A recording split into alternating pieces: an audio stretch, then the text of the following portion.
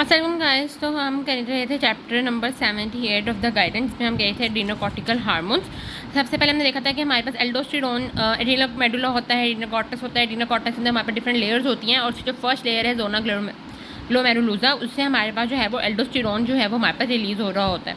और उसके हमारे पास हम कहते हैं डिफरेंट हमारे पास जो है वो स्टिमुलस थे, बल्कि 3 हमारे पास मेन स्टिमुलस थे। एंजियोटेंसिनोजिन 2, जो कि हमारे पास इन तक लाइक लो बीपी होता है, जिसके से एंजियोटेंसिनोजिन 2 रिलीज़ होता है। सेकंड हमारे पास जो है वो हमारे पास था कि हाइपोनेट्रीमिया एंड हाइपरकिलेमिया, और थर्ड हमारे पास था ACTH, ठीक है, जो कि हमारे पास सबसे वीक है। और इनहिबिटर हमारे पास जब हाई ब्लड प्रेशर होता है तो एट्रियल नेट्री यूट्रिक पेप्टाइड होता है, जो कि हमारे पास उसको इनहिबिट कर रहा होता है। अब हम देखते हैं कि हमारे पास एल्डोस्टेरोन रिलीज तो हो गया और ब्लड में भी हमारे पास ये मूव कर गया through binding through the transcortin और albumin, but what are the effects of the aldosterone?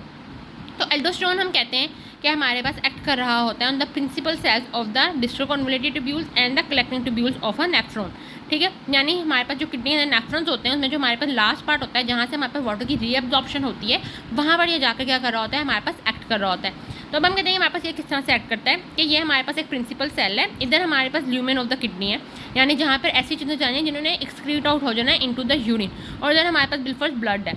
हमारे पास अब एल्डोस्टेरोन आता है। एल्डोस्टेरोन क्योंकि एक स्टीरॉयड हार्मोन है, तो इसके हमारे पास जो रिसेप्टर्स हैं वो with in a cytoplasm present होते हैं। तो ये जाता है हमारे पास अपना जाके हमारे पास जो भी उसका जीन न्यूक्लियस जहाँ भी DNA हमारे पास प्रेजेंट होता है वहाँ पे जाके इफेक्ट करता है अपना, पहले हमारा रिसेप्टर कॉम्प्लेक्स बनाने के बाद वहाँ जाके अटैच हो जाता है, और वहाँ जाके हमारे पास डिफरेंट प्रोटीन जो हैं उसकी ट्रांसक्रिप्शन एंड ट्रांसलेशन हमारे पास करवाता है mRNA की, ताकि डिफरेंट जो है वो प्रोटीन्स बन सकें। जब वो डिफरेंट प्रोटीन्स बनते हैं, वो प्रोटीन हमारे पास एक सिंपली जो है वो हमारे पास चैनल प्रोटीन्स होते हैं।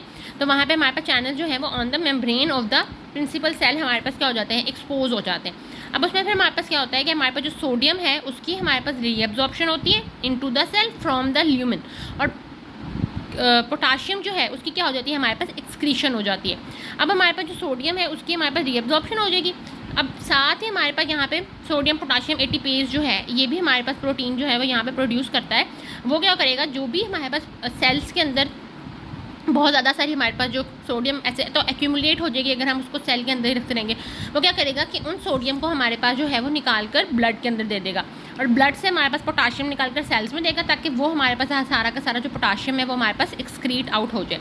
सो क्या मेन काम होगा कि एक्सक्रीशन कर रहा है हमारे पास सोडियम की पोटाशियम की, और सोडियम की हमारे पास क्या कर रहा है, रीअब्जॉर्प्शन कर रहा है। ऑफकोर्स जब सोडियम की हमारे पास रीअब्जॉर्प्शन होगी, ऑस्मोटिक प्रेशर हमारे पास सेल में ज़्यादा होगा, तो साथ ही हमारे पास जो वाटर है वो भी क्या हो जाएगा, रीअब्जॉर्ब हो जाएगा।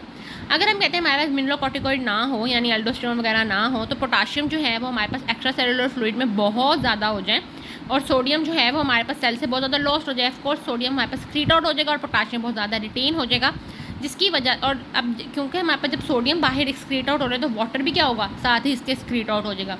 तो इसकी वजह से हमारे पास ब्लड का वॉल्यूम बहुत कम हमारे पास हो जाएगा। इसलिए हम कहते हैं कि हमारे पास जो एल्डोस्टेरोन होता है ये हमारे पास एक लाइफ सेविंग हार्मोन है। एल्डोस्टेरोन के हम कहते हैं हमारे पास बहुत ज़्यादा एक्टिविटी है, ग्रेटर क्योंकि हम कहते हैं कि हमारे पास कॉर्टिसोल जो होता है ना, उसके पास भी मिनरलोकॉर्टिकॉइड एक्टिविटी जो है वो होती है, वो भी ये फंक्शन परफॉर्म कर सकता है। बट एल्डोस्टेरोन की जो हमारे पास लाइक कैपेसिटी है ये वाला एक्शन परफॉर्म करने की, या जो उसकी एक्टिविटी वो 3000 टाइम्स जो है वो ग्रेटर है देन कॉर्टिसोल के। तो ये बहुत अच्छे से एल्डोस्टेरोन ये काम करता है, अभी कॉर्टिसोल इतने अच्छे से मिनरलोकॉर्टिकॉइड एक्टिविटी जो है वो परफॉर्म नहीं कर सकता, बट हाँ उसके पास एबिलिटी है कि वो परफॉर्म कर सकता है, लेकिन बहुत अच्छे से एल्डोस्टेरोन कर रहा है। हम कहते हैं जो रीनल एपिथेलियल सेल्स होते हैं उनके पास हमारे पास 11B हाइड्रोक्सीस्टेरॉइड डिहाइड्रोजिनेज टाइप 2 होती है, जो कि हमारे पास प्रिवेंट करी होती है कॉर्टिसोल को कि वो हमारे पास मिनरलोकॉर्टिकॉइड रिसेप्टर्स को जाकर एक्टिवेट ना करें। क्योंकि हमारे पास देखो कॉर्टिसोल के पास भी एक्टिविटी है, उसके वो भी हमारे पास जाकर रिसेप्टर्स के साथ बाइंड कर सकता है, लेकिन अगर कॉर्टिसोल जाकर बाइंड करेगा तो वो इतने अच्छे से वो इफेक्ट प्रोड्यूस नहीं कर पाएगा जो कि हमारे पास किडनी एल्डोस्टेरोन प्रोड्यूस करेगा, इतने अच्छे से वाटर को रीअब्जॉर्ब नहीं कर पाएगा। तो हम प्रिवेंट करते हैं कि कॉर्टिसोल जो है वो बाइंड ना ही हो, क्योंकि अगर वो बाइंड होगा तो रिसेप्टर के साथ तो अच्छे से बाइंड हो जाएगा। वो कौन सा कोई मतलब ऐसा तो नहीं ना है कि वो रिसेप्टर के साथ बाइंड नहीं कर सकता, वो तो बाइंड कर सकता है, लेकिन बाइंड करने के बाद भी कोई फ़ायदा नहीं हमें होगा। तो हम कहते हैं कि अच्छा है कॉर्टिसोल ना बाइंड हो, बल्कि जो है वो एल्डोस्टेरोन नहीं बाइंड हो। तो इसके लिए हमारे पास 11B हाइड्रोक्सीस्टेरॉइड डिहाइड्रोजिनेज टाइप 2 होती है, जो कि हमारे पास प्रिवेंट करी होती है कॉर्टिसोल को कि वो हमारे पास ना कर सके। अब वो किस तरह से करती है, ये वो हमारे पास कॉर्टिसोल को कॉर्टिसोन के अंदर कन्वर्ट कर देती है, जो कि हमारे पास रिसेप्टर्स के साथ बाइंड नहीं कर सकता, ठीक है। तो इस तरीके से हमारे पास ये जो है वो उसको बचा रही होती है। इसके अलावा हम कहते हैं हमारे पास प्रिंसिपल सेल्स के ऊपर तो एल्डोस्टेरोन का इफेक्ट है। इसके अलावा हम कहते हैं हमारे पास इंटरकलेटेड सेल्स होते हैं किडनी में, उसके ऊपर भी एल्डोस्टेरोन इफेक्ट करता है, सेम वही प्रोटीन्स हमारे पास डिफरेंट बनाकर, और उसमें हमारे पास क्या करता है कि जो H पॉजिटिव आयन है उनको हमारे पास जो है वो, ठीक है, इंटरकलेटेड सेल में हमारे पास क्या करता है कि हमारे पास जो हाइड्रोजन है उसको हमारे पास जो है एक्सक्रीट आउट करवाएगा और पोटाशियम को हमारे पास सेल्स के अंदर ले आएगा। इसमें तो ज़्यादा इफेक्ट नहीं होता। वो पोटाशियम फिर देन अगेन प्रिंसिपल सेल्स में जाकर दोबारा से ल्यूमेन में एक्सक्रीट आउट हो ही जाता है, लेकिन यहाँ पे एक बैलेंस रखने के लिए ताकि हाइड्रोजन भी हमारे पास एक्सक्रीट आउट हो जाए तो वो हाइड्रोजन को ल्यूमेन में एक्सक्रीट कर देता है और हमारे पास पोटाशियम को वो pH बैलेंस करने के लिए हमारे पास इनसाइड ले लेता है। ठीक है। अब हम कहते हैं हमारे पास एक डिजीज़ होता है जिसको हम कहते हैं हमारे पास अपेरेंट मिनरलोकॉर्टिकॉइड एक्सेस सिंड्रोम। ठीक है। इसमें हमारे पास क्या होता है कि जेनेटिकली हमारे पास डेफिशिएंसी होती है 11 बीटा हाइड्रोक्सीस्टेरॉइड डीहाइड्रोजिनेज टाइप 2 एंजाइम्स की। ठीक है। इसकी हमारे पास डेफिशिएंसी होती है। हम कहते हैं हमारे पास जो भी पैथोफिजियोलॉजिकल जो भी चेंजेस होते हैं वो यही होता है कि पेशेंट को हमारे पास बहुत ज़्यादा एल्डोस्टेरोन है, लेकिन यानी इफेक्ट हमारे पास यही है कि बहुत ज़्यादा एल्डोस्टेरोन है, यानी इसकी वजह से क्या होगा कि बहुत ज़्यादा ही हमारे पास रीअब्जॉर्प्शन हमारे पास वाटर की होने लग जाएगी, यूरिन हमारे पास बहुत ही कंसनट्रेटेड होगा। ठीक है। बहुत ज़्यादा रीअब्जॉर्प्शन होगी अगर हमारे पास एल्डोस्टेरोन बहुत ज़्यादा है। लेकिन अगर हम टेस्ट करें तो प्लाज्मा के अंदर एल्डोस्टेरोन क्या होता है, बहुत कम होता है। ठीक है। तो ये हमारे पास मेन होता है। हम कहते हैं जो है वो एक्स्ट्रा सेलुलर फ्लूइड में इसलिए हमारे पास जो है वो सोडियम जो है वो हमारे पास बहुत ज़्यादा, हम कहते हैं एज अ रिज़ल्ट ऑफ जो है वो हमारे पास इस सिंड्रोम के हमारे पास जो एक्स्ट्रा सेलुलर फ्लूइड है उसमें हमारे पास जो सोडियम है वो बहुत ज़्यादा हो जाएगा और पोटाशियम हमारे पास बहुत कम हो जाएगा। और हम कहते हैं इंजेक्शन ऑफ लिक्विड जो है वो हमारे पास को कॉज कर सकता है। ये एक हमारे पास प्लांट है, अगर इसको खा लें तो इसकी वजह से हो सकता है। अब हम कहते हैं कि हमारे पास क्यों ऐसा लग रहा है कि एक्सेस एल्डोस्टेरोन है, क्यों, क्योंकि देखो जो 11 बी हाइड्रोक्सीस्टेरॉइड डीहाइड्रोजिनेज टाइप 2 है वही हमारे पास उसकी जेनेटिकली हमारे पास डेफिशिएंसी है, तो वो हमारे पास कॉर्टिसोल को कॉर्टिसोन के अंदर कन्वर्ट नहीं कर पा रहा। तो कॉर्टिसोल जाकर हमारे पास लग रहा है और जाकर हमारे पास इफेक्ट भी प्रोड्यूस करे कि हाँ भाई बहुत बहुत बहुत है, लेकिन हमारे पास एल्डोस्टेरोन क्या होगा, लेकिन खुद हमारे पास जो है वो हमारे पास लो होगा। ठीक है। हम कहते हैं एक्सेस एल्डोस्टेरोन अगर हमारे पास है, अगर हमारे पास एल्डोस्टेरोन बहुत ज़्यादा हो जाए तो वो बहुत हमारे पास इंक्रीज़ करता है एक्स्ट्रा सेलुलर फ्लूइड का वॉल्यूम भी और एट्रियल प्रेशर भी इंक्रीज़ करता है, बट उसका सोडियम की कंसनट्रेशन पे हम कहते हैं बहुत ज़्यादा कम इफेक्ट होता है। तो ये क्या चक्कर है।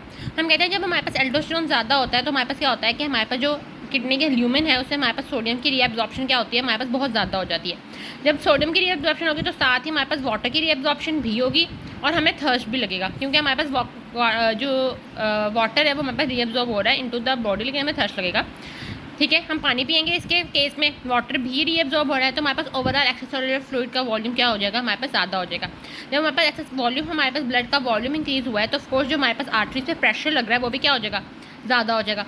जब ये हमारे पास ज़्यादा हो जाएगा तो वो किडनी को सिग्नल भेजेगा और किडनी जो है वो हमारे पास प्रेशर मेट्रिक्यूरेसिस एंड प्रेशर डायूरेसिस करेगी, यानी एक्सक्रीट आउट करेगी हमारे पास सोडियम को और एक्सक्रीट आउट करेगी हमारे पास वाटर को। ठीक है। तो हम कहते हैं डिस्पाइट कि हमारे पास एल्डोस्टेरोन बहुत ज़्यादा है, लेकिन फिर भी क्योंकि अगर एल्डोस्टेरोन ज़्यादा है तो हमारे पास क्या होना चाहिए, किडनी और वाटर अगर हमारे पास एल्डोस्टेरोन ज़्यादा है तो सोडियम और वाटर को रीअब्जॉर्ब होना चाहिए, बल्कि एक्सक्रीट आउट नहीं होना चाहिए, लेकिन वो क्या हो रहे हैं, एक्सक्रीट आउट हो रहे हैं। तो हम इसको कहते हैं कि हमारे पास एल्डोस्टेरोन जो है वो हमारे पास स्केप हो रहा है। क्यों, क्योंकि हमारे पास एल्डोस्टेरोन बहुत ज़्यादा हो गया है, तो जिस वजह से एट्रियल प्रेशर इंक्रीज़ हो गया। एट्रियल प्रेशर जब हमारे पास इंक्रीज़ होता है तो वो फिर हमारे पास किडनी को सिग्नल करता है कि तुम एक्सक्रीट आउट करो सोडियम एंड H2O को।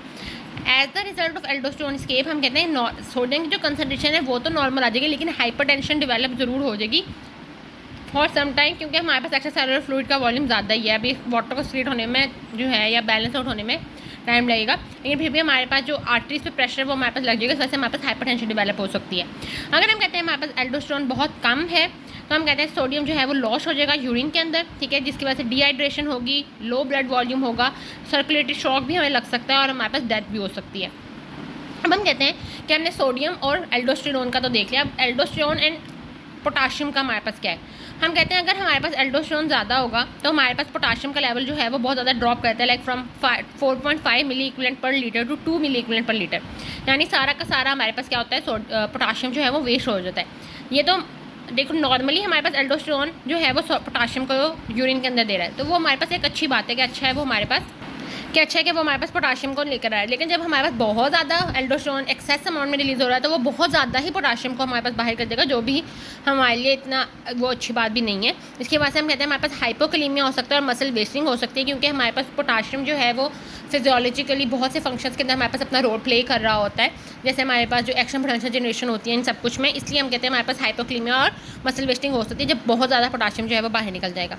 अगर हम कहते हैं हमारे पास एल्डोस्टेरोन बहुत ही कम है, ठीक है, तो हम कहते हैं हमारे पास पोटाशियम जो है वो बहुत ज़्यादा हो जाएगा, जिसकी वजह से कार्डियक टॉक्सिसिटी हो जाएगी, वीकनेस होगी, हार्ट कॉन्ट्रैक्शंस की, एरिथमिया और हार्ट फेलियर तक भी हो सकता है।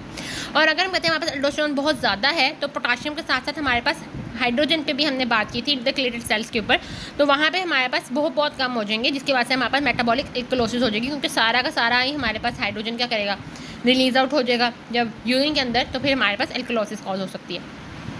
हम कहते हैं हमारे पास एल्डोस्टेरोन ना सिर्फ बल्कि किडनी पे काम करता है, बल्कि हमारे पास स्वेट ग्लैंड, सलाइवरी ग्लैंड और इंटेस्टाइन्स के ऊपर भी हमारे पास काम कर रहा होता है।